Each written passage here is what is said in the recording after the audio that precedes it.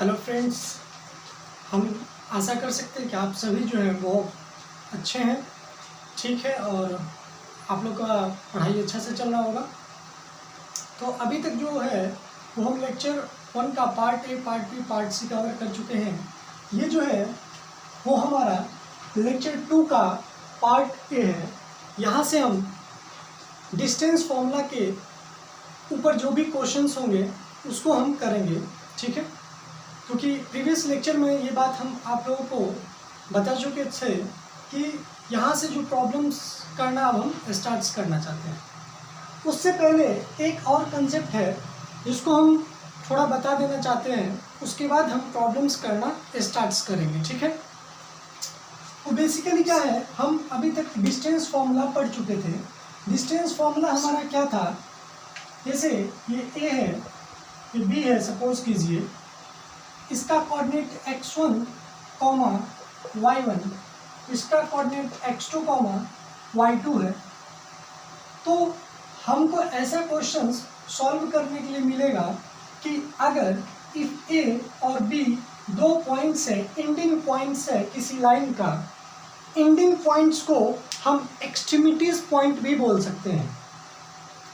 Ending point या फिर extremities points भी हम बोल सकते हैं, ठीक है। तो आपको एक्सट्रीमिटीज पॉइंट दिया होगा तो आपसे पूछेगा कि इस लाइन का जो मिड पॉइंट होगा, मिड पॉइंट उसको कहते हैं जो दो इक्वल पार्ट में डिवाइड करता है, उसको हम मिड पॉइंट कहते हैं, ठीक है। जैसे सपोज कीजिए कि अगर हमसे कोई पूछ रहा है कि ये ए बी का लेंथ अगर सपोज कीजिए 4 है, ठीक है, तो इसका हाफ कितना होगा, 4 का हाफ कितना होगा 2। तो इसका मतलब इसका जो मिड पॉइंट होगा, मान लेते हैं m, वो am equal to M B, ये भी 2, ये भी 2 होगा, ठीक है। तो ये तो हम बच्चा में ही सीखे थे कि 10 का हाफ 5 होता है।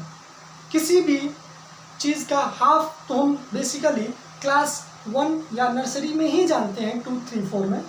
तो बेसिकली हम ये पढ़ना चाहते हैं कि वो जो मिड पॉइंट होगा, जो हाफ हाफ पार्ट में डिवाइड करेगा, उसका कोऑर्डिनेट क्या होगा, ठीक है।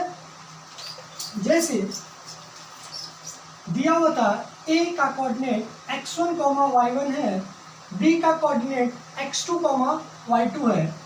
तो ए बी अगर लाइन है तो इसके बीच में कहीं मिड पॉइंट होगा, उसके कोऑर्डिनेट को हम x, y मान सकते हैं। मतलब अभी पता नहीं है कि क्या होगा, ठीक है। तो अगर पता नहीं है तो इसलिए हम जनरल पॉइंट क्या मान लिए, x, y, ठीक है। तो इसका डिराइव भी हम कर देंगे, 2 मिनट लगेगा, जैसे हम डिस्टेंस फॉर्मूला को डिराइव किए थे। लेकिन अभी फिलहाल जरूरी नहीं है, अभी केवल इसका फॉर्मूला का यूज करके उसके बाद हम क्वेश्चन प्रैक्टिस करेंगे। इसलिए ये कंसेप्ट बस हम आपको अभी थोड़ा सा बता देते हैं। ये जो x आता है वो x इक्वल टू फर्स्ट का x कोऑर्डिनेट प्लस सेकंड का x कोऑर्डिनेट बाय 2, ये होता है x का वैल्यू। तो हम कह सकते हैं x1 plus x2 upon, side दिख रहा होगा, x equal to x1 plus x2 upon 2। ये होता है जो मिड पॉइंट होगा उसका x कोऑर्डिनेट का ये फॉर्मूला है, ठीक है। y equal to y1 plus y2, y1 plus y2 upon 2। जैसे एग्जांपल के लिए छोटा सा ले लेता, ये हमारा जनरल फॉर्मूला है, ये इसको हम कह सकते हैं कि हमारा मिड पॉइंट कोऑर्डिनेट निकालने का फॉर्मूला है। इसको आप नोट्स में बना सकते हैं, ठीक है। नोट्स में इसको नोट डाउन कर लीजिए,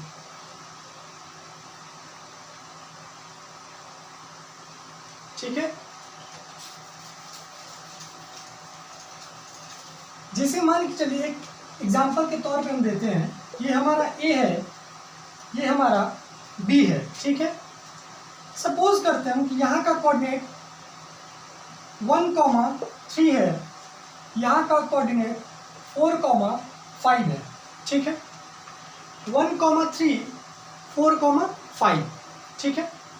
इसका मिड पॉइंट निकालना, तो मिड पॉइंट यहाँ कहीं पे होगा m, जिसको हम जनरल, हमको अभी नहीं पता है, तो हम क्या करेंगे x, y मान सकते हैं। और अभी हम फॉर्मूला में क्या देखे थे कि x इक्वल टू क्या होता है, x1 coordinate plus x2 coordinate. आप x1 प्लस x2 लिखें या फिर x2 प्लस x1 लिखें, एक बात है। तो हम x1 प्लस x2 लिखें चाहे फिर x2 प्लस x1 लिखें, सेम बात है। तो 1 plus 4 upon 2 equal to 4 plus 1 5, 5 upon 2 that is 5/2। ये जो हमारा पॉइंट आया वो x कोऑर्डिनेट है किसका, उस मिड पॉइंट का, जो पॉइंट AB को दो इक्वल पार्ट्स में डिवाइड करता है, जिसका रेशियो 1:1 होता है। हम आगे बताएंगे कि रेशियो क्या होता है, 1/1 का मतलब क्या होता है। तो बेसिकली ये जो कंसेप्ट है, इसलिए अभी हम ड्राइव नहीं कर रहे हैं क्योंकि ये इसको हम डिराइव करेंगे सेक्शन फॉर्मूला के बेसिस पे, ठीक है।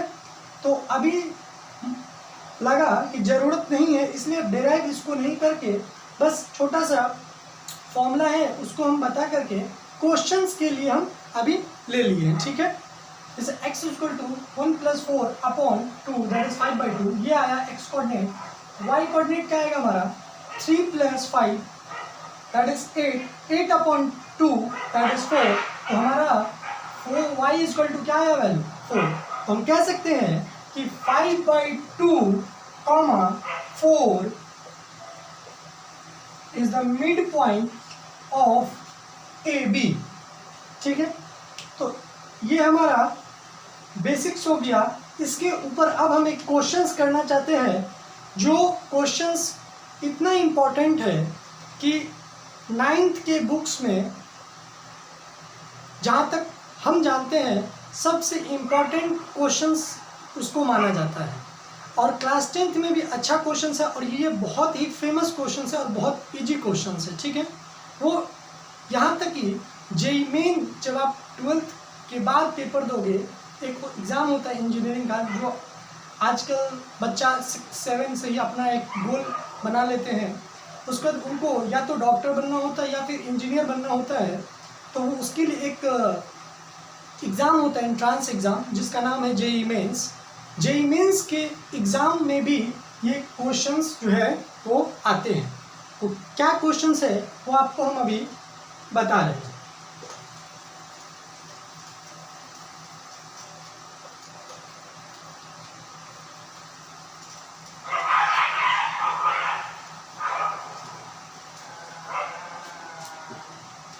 क्वेश्चंस ये है, आपको क्या दिया होगा, एक पैरेललोग्राम दे दिया होगा,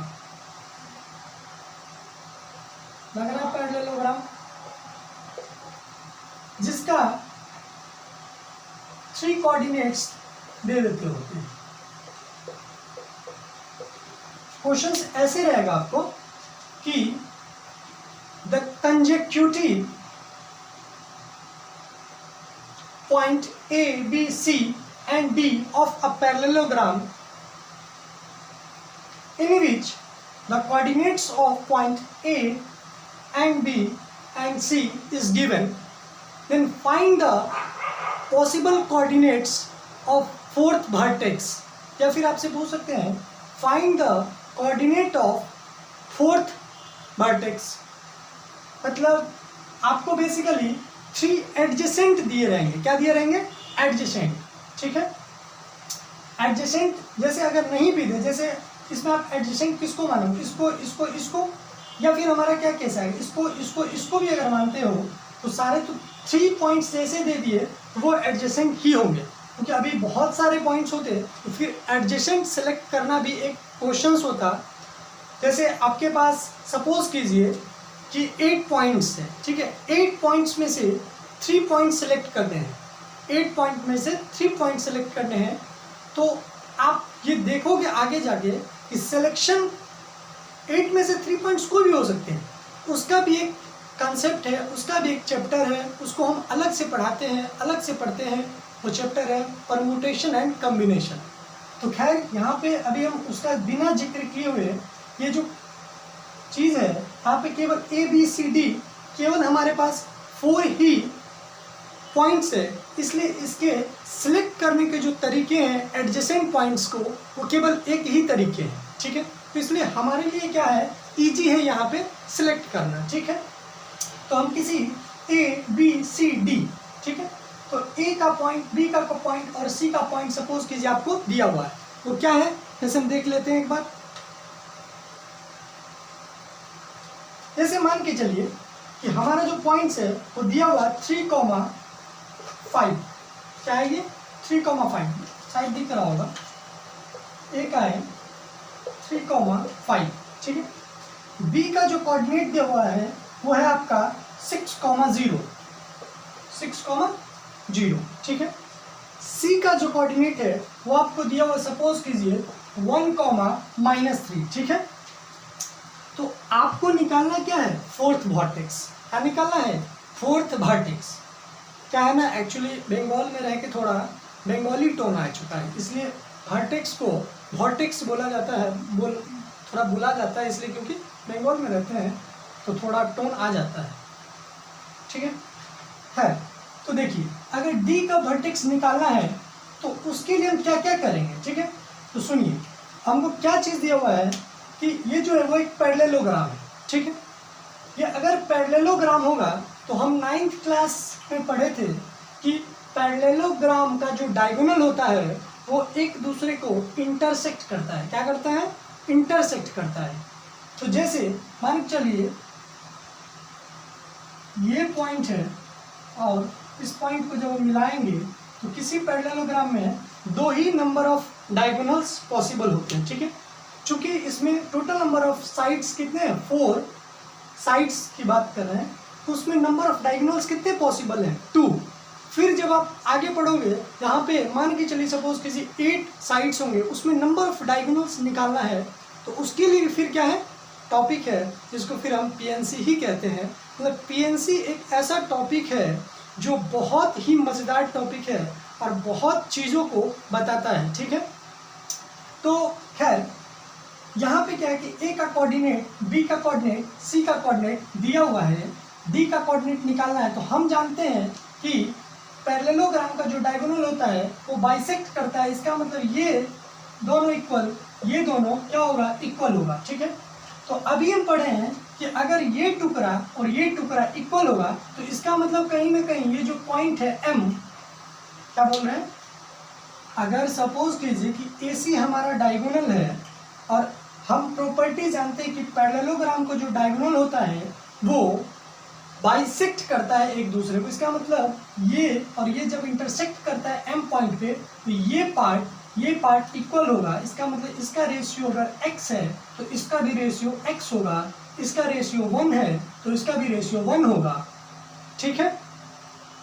तो इसका मतलब अगर ये पार्ट इक्वल है तो इसका मतलब ये मिड पॉइंट है। और मिड पॉइंट के लिए अभी हम फॉर्मूला क्या पढ़े, मतलब M का जो कोऑर्डिनेट होगा उसको हम x, y मान सकते हैं अभी। तो x इक्वल टू हम क्या भी पढ़े हैं, क्योंकि अब अभी सब कुछ को भूल जाना है, इस सारे चीज़ को भूल जाना है, केवल हमको AC लाइन को देखना है। तो A का x1 + x2 था हमारा फॉर्मूला, 3 + 1/2 कितना आ जाएगा, 2। तो x का वैल्यू कितना है, 2, y का वैल्यू कितना है हमारा, 5 + (-3) कितना आ रहा है हमारा, 2/2, दैट इज कितना आ रहा है, 1। सही है क्या, चेक कीजिए एक बार। हो सकता है कि आपको कैलकुलेशन इतना शॉर्टकट में ना आए, आप कर लीजिए कैलकुलेशन, जैसे 3 + 1 4, 4/2, 2 2 जा 4, 2 आंसर आया, 5 (-3) आपका आ जाएगा 2, 2/2, 1, तो ये आ गया बात, ठीक है। ये सब प्रैक्टिस से हो सकता है, स्पीड आता है। तो x y का वैल्यू हमारा आ गया, इसका मतलब इस पॉइंट का कोऑर्डिनेट M का हमारा क्या आया, 2,1, ठीक है। फिर हम जानते हैं कि चूंकि ये पैरेललोग्राम था इसलिए ये दोनों भी क्या होंगे, इक्वल होंगे। फिर ये दोनों भी अगर इक्वल होंगे तो इसका मतलब m जो है वो क्या था, ध्यान से सुनिएगा, m जो है वो क्या था, AC का मिड पॉइंट और BD का भी मिड पॉइंट है। तो अगर AC का मिड पॉइंट है m और BD का भी है मिड पॉइंट m, तो हम कह सकते हैं कि m is the common mid point of AC and BD। क्या हम सही है? m जो है वो कॉमन मिड पॉइंट है AC और BD का। तो इसका मतलब जो कोऑर्डिनेट AC लाइन के मिड पॉइंट होगा वही कोऑर्डिनेट BD लाइन का भी होगा। जो कोऑर्डिनेट AC के मिड पॉइंट का होगा वही कोऑर्डिनेट BD का भी मिड पॉइंट का होगा। ठीक है, अब यहाँ का कोऑर्डिनेट हमको नहीं पता है, यहाँ का कोऑर्डिनेट दिया हुआ है और बीच वाला का कोऑर्डिनेट हमको दिया हुआ है। तो हम ऐसे कर सकते हैं क्या फिर यहाँ पे कि हम जानते थे क्या होता था formula x1 plus x2 upon 6, किसके लिए, x के लिए। तो x का वैल्यू हमारा क्या आ चुका है यहाँ पे 2, तो 2 इज इक्वल टू x1, तो x1 के जगह हम क्या ले सकते हैं x प्लस 6 अपॉन 2। ठीक है, तो जब हम क्रॉस मल्टीप्लाई कर रहे हैं तो हम यहाँ पे लिख सकते हैं क्या कि x इज इक्वल टू क्या आ जाएगा, देखिए x plus 6 is equal to 4, तो x is equal to 4 minus 6 क्या आ जाएगा, इसको उस साइड ले जाएंगे, सब बताने की खैर जरूरत नहीं है क्लास 10th में। 4 माइनस 6 क्या आ जाएगा, -2। इसका मतलब x इज इक्वल टू हमारा क्या आया, x माइनस 2। ठीक है, फिर y इज इक्वल टू क्या आएगा, तो हम कह सकते हैं कि y is equal to y, हम ऐसे कह सकते हैं y plus 0 upon 2 equal to y होता था। y मतलब y coordinate of mid point जो कि है हमारा 1, तो क्रॉस मल्टीप्लिकेशन के बाद हम कह सकते हैं कि y इज इक्वल टू क्या आया 2। इसका मतलब जो पॉसिबल वैल्यूज है फोर्थ वर्टेक्स का d का वो x is equal to -2 and y is equal to 2 है। तो आपको ये क्वेश्चंस जो है वो समझ में आ गया होगा और इस क्वेश्चंस है इजी। ठीक है, लेकिन ये क्वेश्चन बहुत इंपॉर्टेंट है, जेईई मेन में भी एक बार ये क्वेश्चंस पूछा गया है। ठीक है, तो इस क्वेश्चंस को एक बार देखिए और नोट डाउन कीजिए।